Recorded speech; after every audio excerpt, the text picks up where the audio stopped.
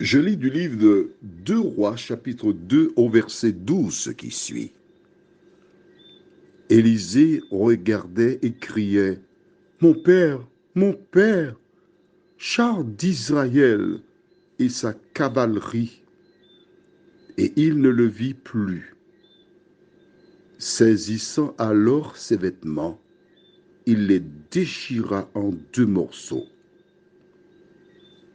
Notre thème ce soir, c'est mon Père.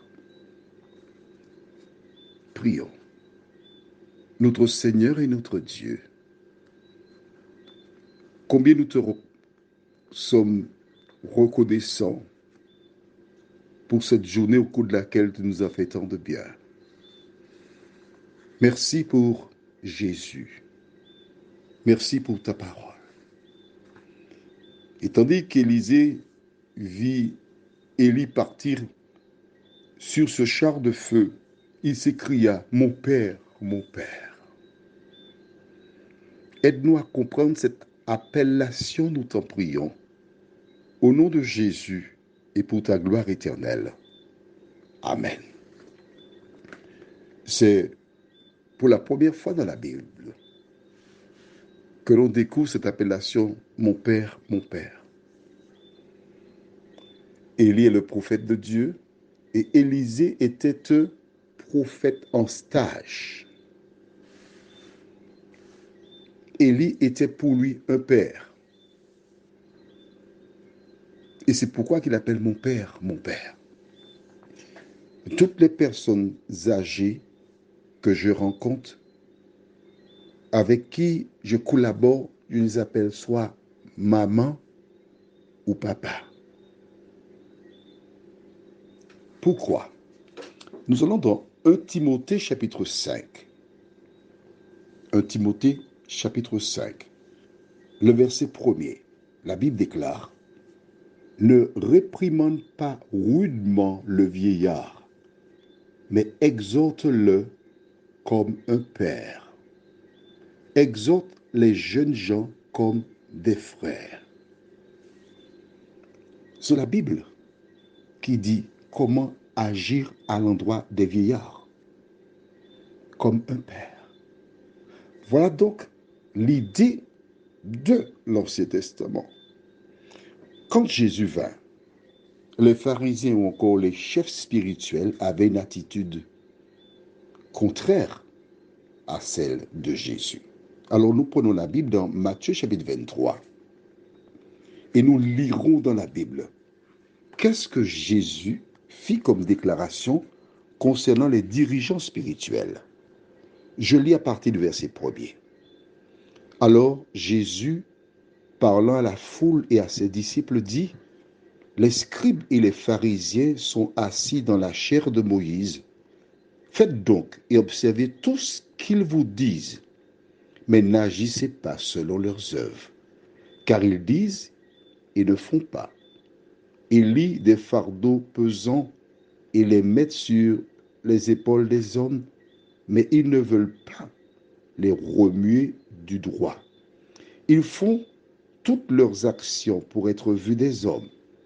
Ainsi, ils portent de larges phylactères et ils ont de longues franges à leurs vêtements. Ils aiment la première place dans les festins et les premiers sièges dans les synagogues. Ils aiment à être salués dans les places publiques et à être appelés par les hommes Rabbi, Rabbi, ce qui veut dire maître.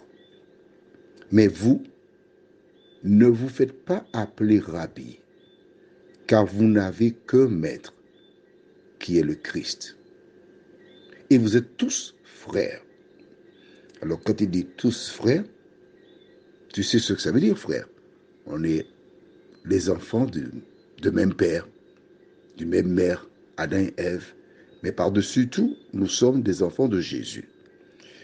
Ensuite, il dit au verset 9, n'oublie pas ça.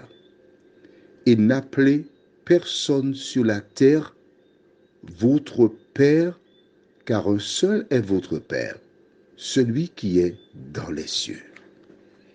N'appelez personne comment? votre Père. Est-ce que tu as vu cela? Relis toi-même. Je répète et je dis encore, ne te contente pas de m'écouter. Prends ta Bible pour lire. Voici pourquoi nous sommes dans cette confusion. Des gens se contentent d'écouter ce que disent d'autres. N'écoute pas. Lis et que le Saint-Esprit te dirige. La Bible dit n'appelez personne sur terre dans le domaine religieux. On est bien d'accord. C'est le contexte. Les scribes et les pharisiens qui avaient une certaine attitude, Jésus te dit n'appelez personne sur terre Père. Des gens chercheront à justifier leur pratique. Mais tu as deux yeux, tu as l'intelligence, le Saint-Esprit. À toi de lire la Bible et de faire ce que Jésus te dit. Prions. Éternel notre Dieu, notre Père, combien nous te sommes reconnaissants pour le privilège que nous avons de te connaître. Toi, le seul vrai Dieu, et celui que tu as envoyé, Jésus de Nazareth. Merci Seigneur pour ta parole. Merci pour la vérité. Merci pour Jésus. Merci pour l'assurance du pardon que nous avons dans son sang. Merci Seigneur de nous diriger chaque jour dans les voies que tu as tracées et que rien ni personne ne vienne nous détourner de toi. Cette grâce, nous te la réclamons, non pas parce que nous en sommes dignes, mais c'est seulement au nom de Jésus et pour ta gloire éternelle. Amen. Je te souhaite une bonne nuit sous le regard de Dieu et que l'Éternel continue de te diriger.